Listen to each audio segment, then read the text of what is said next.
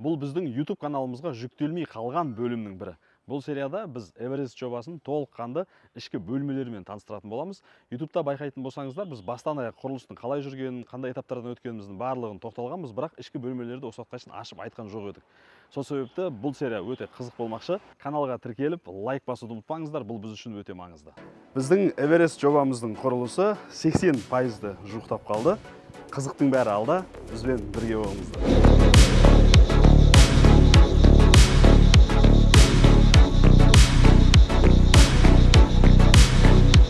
Бізде осы уақытқа дейін сіздермен барлық құрылыстың этаптарын бөлек-бөлек, котлованнан бастап, подушка бар, фундаментіміз бар, барлығын, кладкілерді бірінші этаждың қаланып жатқан барлығын осы құрылыстың тарихын өз көздеріңізбен көріп келе жатсыздар.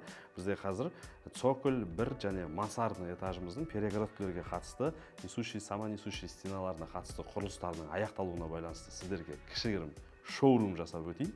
Мынау бізде қазір тұрғанымыз бұл прихожий, яғни кіреберісіміз. Мынау жерде біздегі парадный есік болатын болса, мынау жерде бізде қол жуатын раковина. Мына жерде перегородка болады, дизайнерский перегородка болады. Мына жақ санузел. Келген қонақтарымыз ішке кіріп кеткен адамның шыққанын күтіп тұрмайды. Мына жерде қолын жуып, ішке қарай кіре беруге мүмкіндік бар. Бұл жерде бізде кең болуының себебі кәдімгі унитаз тұрады және кішігірім дәрет алуға ыңғайлы бір орны болады. Оны алдағы уақытта бөлек көрсететін боламыз. Мына жерден ішке прихожийдан кіргеннен кейін сол жақ бетімізде үлкен холл, второй свет, яғни екінші жарықпен бірге. Бұл жердің де дизайн ерекше болмақ, себебі үйдің ең үлкен панорамный терезесі осы бетте орналасқан. Алдағы уақытта сол терезелерге қатысты, витраждарға қатысты, жалпы бұндай үлкен панорамный полдан басталған жағдайда қандай терезелер қолданылады, қандай форматта болады, оның качествосы, яғни мультифункциональный теплый сериядағы алюминиумы, ПВХ-ма деген сияқты біздің өзіміздің маманымыз бар. Сол маманмен бұл тақырыпқа арнайы бөлек серия арнайтын боламыз. Мынау біздегі кірген бетте, оң жақ бетте кухня-столовый зонамыз. Кухня-столовый мынау. Мына жерде бізде терраса, тоже алдына қарап тұрған фасадный сторонаға красота, яғни сұлулық үшін үлкен панорамный терезе қалдырғанбыз. Осы жерден сыртқа қарай шығады. Үйдің отбасы мүшелері есіктің алдына қарап террасада шай ішіп отыру мүмкіндігі бар. Мынау біздегі кухняның қосымша бөлмесі. Кез келген әйел затына ұнайтын бөлме, себебі бұл жерде біздің қазақ болғаннан кейін ет жейміз, ет жақсы көреміз, ет көп болу керек, ет сақталу керек деген сияқты біздің морозильник, әйелдің заттары тұратын стеллаж, рабочий газымыз, жаңағындай үйде ет қайнатқан кезде үй буланып кетіп жатады, сол сияқты дүниелер, бауырсақ, балық деген сияқты иісі шығып пісірілетін дүниелердің барлығы осы жерде бөлек жасалатын болады. Бұл жақта бізде естественно освещение үшін бөлек терезе, естественно вентиляция үшін терезе барлығы қарастырылған. Бұл өте ыңғайлы бөлмелердің бірі. Бізде ішке қарай кіргеннен кейін основной екі қолданыстағы бөлмеміз алдында қалды. Мына жердегі әдейі перегородка арқылы бірінші этаждағы орналасқан екі спальнямызды жасырын орналасқанбыз. Мына жерде осы үйдегі үлкен кісілердің бөлмесі болатын болса, мынау осы үйдегі ұл балалардың бөлмесі болып есептеледі. Детскийіміз. Өзінің гардеробы бар, алдағы уақытта олармен де жекелей таныстыратын боламыз. Мынау бөлменің де гардеробы бар өзінде. Мынау ортадағы біздегі орналасып тұрған бөлмеміз, бұл екі спальниге де ыңғайлы болу үшін общий санузел осы жерде орналасқан. Бұл санузелге қатысты да ішінде қызықты өзінің ерекшеліктері бар. Онымен де алдағы уақытта бөлісетін боламыз. Ішкі дизайн барлық ремонттар жүріп жатқан кезде. Мынау бізде зал. Бұл зал бөлме қазақ үшін ең қымбат, ең құнды бөлмелердің бірі. Көп қолданылмайды, бірақ керек кезде жақсы выручать ететін бөлмелердің бірі. Сол себепті біз бұны бөлек орналастырдық. Екінші этажға кеттік. Бізде лестничный клетка, лестничный площадкамызды көріп тұрсыздар.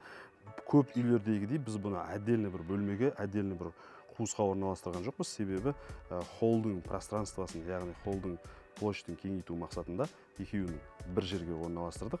Және холлымыз второй свет, екінші жарық болғандықтан осылай бірге орналасуы сұлуырақ көрінеді, себебі алдағы уақытта мына жерде бізде стеклянный перилалар болады.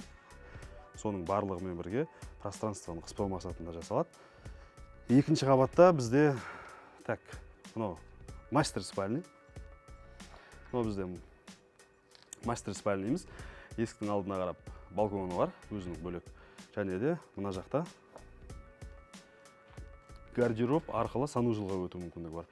Бұның барлығымен біз сіздерге алдағы уақытта детально бөлек-бөлек тоқталып өтетін боламыз. Бізде үйіміз өзі 3 бөліктен тұрады. Бірінші, екінші, үшінші бөлік болатын болса, мынау үшінші бөлігіміз екінші жарықпен холл, ортаңғы бөліктің екінші қабаты ғана қолданған. Бірінші бөлігіміз ол бір қабатымен тоқталады. Мансардный қабатымызда 2 бөлме қарастырылған, мастер спальня және детский. Бұл детскийда бізде қазіргі таңда талқыланып жатқаны, мынау витражды қалдырамыз ба, әлде бекітеміз ба деген сұрақ болып жатыр. Себебі бұл жерде бізде террасаға шығу мүмкіндігі қарастырылған болған. Бұл террасаның бізге қаншалықты қажеті бар деген сияқты қазір тапсырыс беруші тарапынан талқылау жұмыстары жүріп жатыр. Егер қажет болмайтын болса, біз мына жерден подоконникті көтереміз, кішкене кладка жасап жүреміз да, тек қана терезенің орнын қалдырамыз. Егер қажет болатын болса, осылай витраж арқылы сырт жаққа қарай шығатын мүмкіндігі қалдырылады. Және өз бұл бөлменің де гардеробы бар. И ары қарай өзінің кішігірім санузелі бар. Бұл да бір ерекше бөлмелердің бірі, себебі төбесінің потологын қарайтын болсаңыздар, бізде кішкене уклонмен кеткен қисықтығы бар, себебі бұл мансардтық помещениенің асты болып есептеліп тұр. Бұл жердің де алдағы уақытта өзіне лайықты қызықтары бар. Оны да бөлек-бөлек қызықтың барлығын қазір сіздерге айтып бастағанмен, алдағы уақытта бәрі біткен кезде көрсететін ештеңе қалмас үшін оның барлығын кейінгі серияларға қалдырамыз. Бізде ары қарай цокольный қабат бар, цокольный қабатты да бір таныстырып өтейік. Бұл бізде цокольный қабат, өздеріңіз байқап тұрсыздар, жарығы да, естественно, жарығы да кішкене азырақ. Жаңағы цокольный қабатқа түсіп келе жатқан лестницамыз, екінші қабатқа көтеріліп жатқан лестницамыз, оның да өзінің ерекшеліктері бар, висячий болып, конструкциясы есептеліп, ригельный системамен бірге әр ступенькінің арасында бір 5-6 сантиметр зазормен бірге орналасқан. Ол бізде дизайнерский шешіммен және үйге қосымша сұлулық беру мақсатында жасалған. Оны да алдағы уақытта осы лестницаны жасаған маманымызды арнайы шақыртып, қандай ерекшеліктері бар, қандай қиындықтары болды, басқа лестницалардан, басқа, яғни теппешек баспалдақтардан ерекшеліктері болды. Соның барлығына бөлек тоқталатын боламыз. Мынау біздегі цокольный қабатқа түскен бетте үлкен бөлмеміз. Бұл бізде балалар ойнайтын алаңша болады, детский игровой площадкасы ретінде қалады осы бөлме. Балалар ойнауға арнап, себебі біз бұл жерде ешқандай перегородкамен бөлмедік. Ертең бала жылап бір жерге құлап қалған жағдайда ата-анасы даусын оңай есту мақсатында жасалған. Алдағы уақытта оның барлығы ескерілетін камера қойдырылып, кухняға қарай телевизорге сол біздің тікелей байланыс болатын болады. Оның бары алдағы уақытта сіздермен бірге осының бәрін по этапно бірге өтетін боламыз. Мынау бөлме бізде тренажерный спорт бөлмеміз болып есептеледі. Мынау бөлмеміз қарама-қарсы, осы спорт бөлмемізге қарама-қарсы орналасқан бөлмеміз. Бұл бізде үйдің ішіндегі кладовка ретінде, және де есікті байқайтын болсаңыздар, сыртқа қарай шығуға мүмкіндігі бар, қосымша есік осы болады. Бұл жерде бізде бойлерный, стиральный болады. Осы жуылған кірлерді егер сыртқа жаю керек, сыртқа кептіру керек болатын болса, үйдің артындағы хозблок екеуінің ортасында 3 метр расстояние бар. Сол жерде ешкімге көрінбейтін жерде кірлер жайылып кептірілсе болады. Ол мүмкіндікті үйдің ішінде де қарастырғанбыз. Қосымша сыртқа қарай шығып кету мүмкіндігі де бар. Тағы да бір мәселе, біздегі мынау жаңағы балалар ойнайтын алаңшасының заттары, енді балалардың бөлмесі болған соң ойыншық көп болады, сол себепті оған арнайы үйдің ішінде бөлек бір кладовка қарастырылған. Бірінші қабатымыздағы екінші жарық болып тұрған бөлменің астындағы холлдың асты бізде қосымша жаздың күні отырып демалатын бөлме болады. Себебі цокольный қабат деген бұл ең пайдасы, ең керек кезі тұрып жатқан кісілер біледі. Ол жаздың күні, әсіресе бізде Шымкентте плюс 45-тен ар жақ бер жақ болып жатқан кезде цокольный қабат ең таптырмайтын демалуға арналған бөлме болып есептеледі. Оның да алдағы уақытта ішкі жұмыстары қалай жасалды, қосымша тағы қандай бөлмелер бар деген сияқты детально сіздерге бөлек-бөлек көрсететін боламыз. Себебі бұл жерде бізде кабинет бар, кладовка бар, қосымша бір жатын бөлме бар деген сияқты. Оның барлығымен қазір сіздерге толық қызықтың бәрін ашпайық, алдағы уақытта бөлек-бөлек көрсетеміз.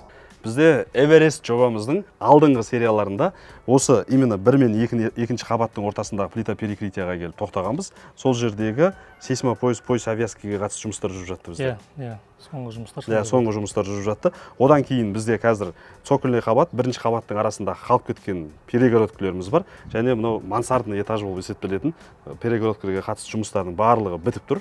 Рәке, осыған қатысты қандай жұмыстар жасалды, қандай процесстерден өттік, жеке-жеке тоқталып өтейікші. Барлығын айтып өтейік. Біз қазір алдыңғы видеода көрдік, мына жерде плитаны басып, одан кейін пояс авиаски, яғни сейсмопоясты құйып, оның каркасы қалай тоқылғандығы, және мына жердегі монолитный участок қалай құйылып жатыр, қалай каркасы тоқылып жатыр, соның барлығын ақпарат бөлістік. Енді келесі этап бізде мансардный этаж. Мына жерде көріп тұрғаныңыздай бізде 3 уровень болды бұл жерде. Мына жақтағы биіктік 4,5 метр. мынау 2,5 метр, ар жағы примерно бір 70 сантиметр.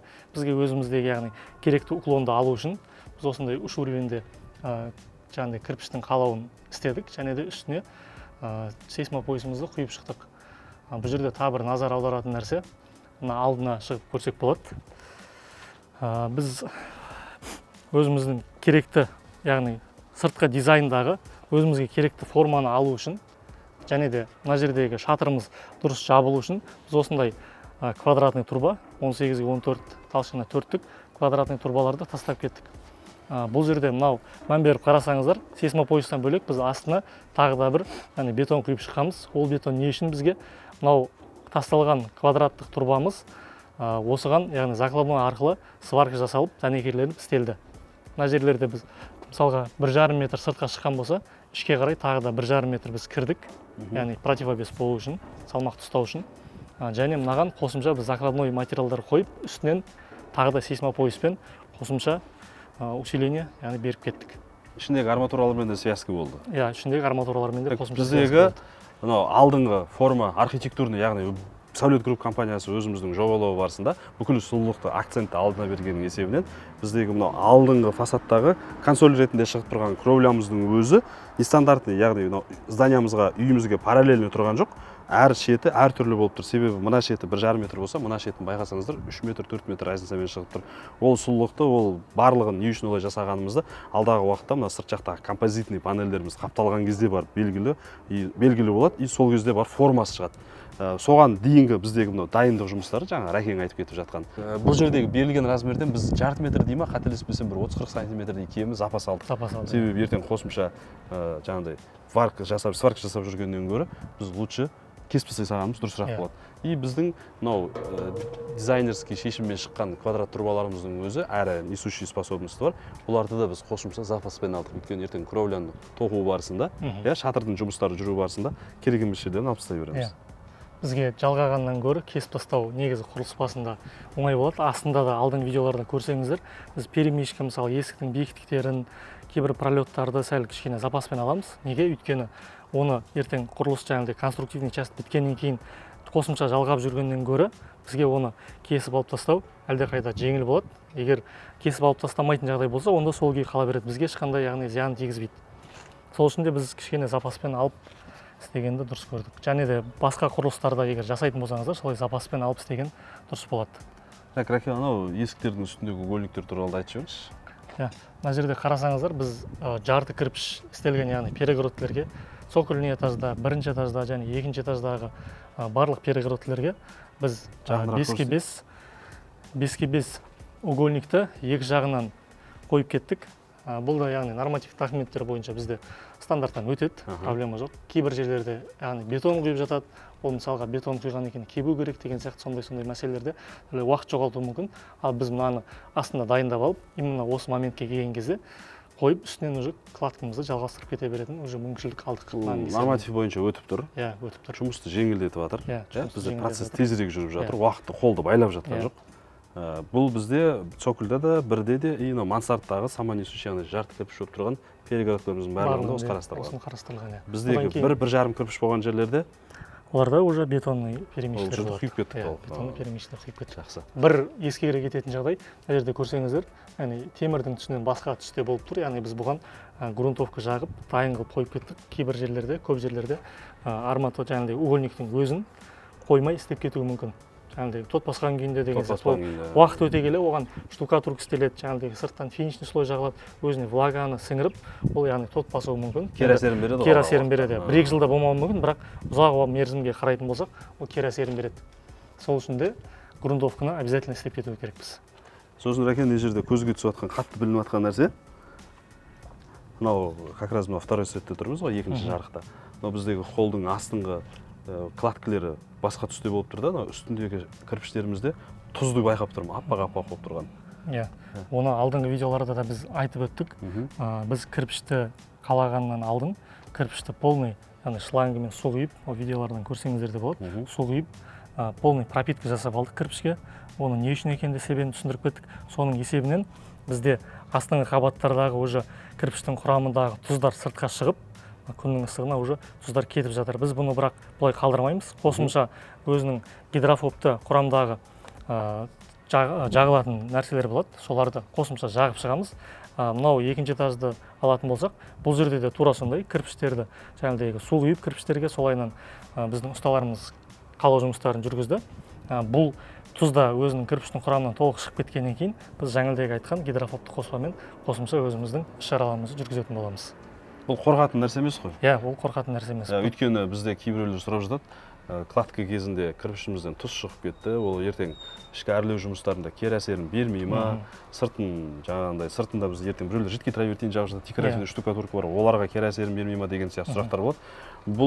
Бұл нәрсенің болуы ешқандай да дүние оны алдын аламайды, бұл біздегі заводтағы мәселе болып тұр ғой. Заводтағы мәселе болып тұр. Ол жерде мысалға болуы мүмкін, заводта именно осыларды жаңағыдай өзінің формалары болады, специально соларға дайындап қойған кезде жаңбыр жауып кетуі мүмкін, болмаса именно сол алып атқан жаңағыдай инертный материал дейді, шикізаты жаңағы жаңбырдың несінде көп жатып жатқан болуы мүмкін, болмаса составы кішкене дұрыс болмауы мүмкін. Соның есебінен бұл тұздар цементпен араласқаннан кейін ертең шығуы былайша айтқанда қалыпты жағдай. Қалыпты жағдай. Бізде мынау оң жақта қазір видеода көрсетеді. Оң жақта техника кіре алмағаннан кейін оң жақ бөлігімізді, оң жақ қанатымызды былайша айтқан кезде топырақпен толтыра алмадық. Қазір оны ұсталарымыз қолмен, яғни арбамен тасып толтырып жатырмыз. Бұны да біз послойны бір слой төсеп қойдық, оған су тастап, екінші слойын төсеп, үшінші слойында уже кенгурумен, былайша айтқан кезде виброплощадкамен полный трамбовать етіп шығатын боламыз. Трамбовка істейтін боламыз. Бізде жобалау барысында жалпы өзіміз проект организация болғаннан кейін көп кезде біз андай историяларды естіп жатамыз. Көршімен келіспеушілік болып жатыр. Яғни стандартты 20-48 соттық болатын болса, көп жерде көпшілік жерлерде 7-6,5 соттық шығып жатады. Себебі құрылысты кім соңында бастайды, соның участығы кішкентай болып қалып жатады бізде. Білмеймін, барлық жерде сондай ма? Біз осындай историяларды көп естиміз. Ол тарихи история болып жатқан дүние біздің участокте де болып жатыр. Себебі қазір құрылыс болып жатқан участоктың госакт бойынша размері 25-40 10 соттықты құрайтын болса, көше тұсы 25, төр жақтағы орналасқан тұсы 23 метр шығып тұр. Сол себепті бұл мәселені біз қазір көршімен келіскен түрде шешіп, біздің екеуіміздің ортамыздағы болатын заборымыз, ол кішкене қандай Z-образный дейміз ба, не дейміз? Кішкене қисық орналасайын деп тұр. Себебі үйге параллельно түсірейін десек, біздің мына хозблоктан бастайтын болсақ, көше жақ бетіміз 23 метр болып қалайын деп тұр. Көше жақпен бастайын дейтін болсақ, біз көршіге 1,5-2 метр кіріп кетейін деп тұрмыз.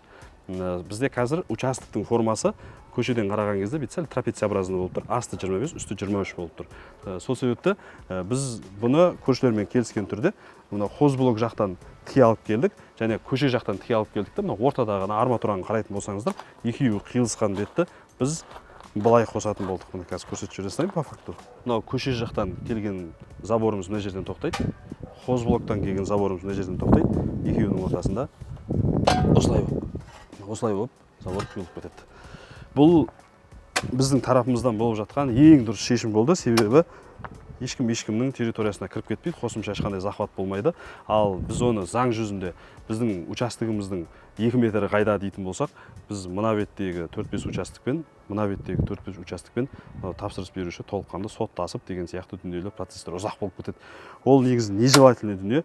Бізде өзі көрші ақысы деген дүние бар. Қазақта барлығы обоюдно келіскен түрде шешіліп жатады. Сол себепті осы шешім дұрыс деп таптық. Біз заборды былай қисық құйып жіберсек те болар еді. Ол біздің архитектурамыз, яғни үйімізге қатысты, дизайнға қатысты біраз сұлулыққа кері әсері болатын болғаннан кейін біз осы шешімді дұрыс деп таптық. Осыған қатысты әке шешімдерді бір айтып өтейік бұл жердегі. Заборда негізі көпшілік жағдайда бетіне тек қана ленчный фундамент құйып, ешқандай арматура тастамай істеп кете береді көп жағдайда. Біз мына жерде көріп тұрсыздар, көршімен біздің уровеніміз, яғни жердің уровені, яғни биікте тұр. Соның есебінен біз заборға бөлек, яғни подушка, одан кейін мына жерде әрі лента, әрі подпорный стена есебінде біз үстіне фундамент құямыз. 30 сантиметр болады. Ені биіктігін хозпостройкамыздың, яғни фундаментінің биіктігімен бірдей алатын боламыз. Ол жерде подушкамызға 60-ға 30 болады биіктігі, 4 арматураны 12-лік арматурадан, яғни сетка қылып тоқып шығатын боламыз. Кейін подпорный стенаға қосымша арматуралар шығады. Одан кейін әрбір 4 метр сайын сердечник арматура шығарамыз. Шлакоблок өріліп біткеннен кейін үстінен сейсмопояс құятын боламыз. Оның барлығы біздің мына конструкциямыз ешқайда қозғалмай, ертең мына сосед тарапынан жаңағыдай көріп тұрсыздар ғой, төмен деп айттық, жаңбыр су жиналғанның өзінде яғни подушканың астына сіңіп, подушканы босатып құламайтындай жағдай максимально жасап жатырмыз. Тағы бір бұл жерде ескере кететін жайт, мына жерде көріп тұрсыздар, яғни жас талдар өсіп жатыр. Біз өзімізге жаңағыдай кедергі келтірген талдарды көршімен келісіп кесіп алып тастайын деп жатырмыз. Егер сіздің объектіңізде де, мысалы үйіңізде де осындай бір жағдайлар орын алатын болса, біз жаңағы көптеген объектілерді көріп жатырмыз. Яғни фундаменттерінде, болмаса подушкаларында, шлакоблоктарында тура ортадан бір трещина кеткен жерлер болады. Яғни сол забордың түбіне тақалып егілген ағаштар алдағы уақытта үлкен ағаш болып, болмаса тамыр жайып деген сияқты біздің бетонымызды, шлакоблогымызды, болмаса подушкамызды сындырып жататын жағдайлар болады. Көтеріп жіберетін де қауіп бар. Сол үшін де мүмкіндігінше заборға ағаштарды жақындатпай еккен дұрыс. Егер егілген ағаштар болса кесіп алып тастап, яғни көршімен келісіп, басқа жаққа отырғызып, болмаса басқа жаққа отырғызып деген сияқты шешімдерді қабылдаған дұрыс болады.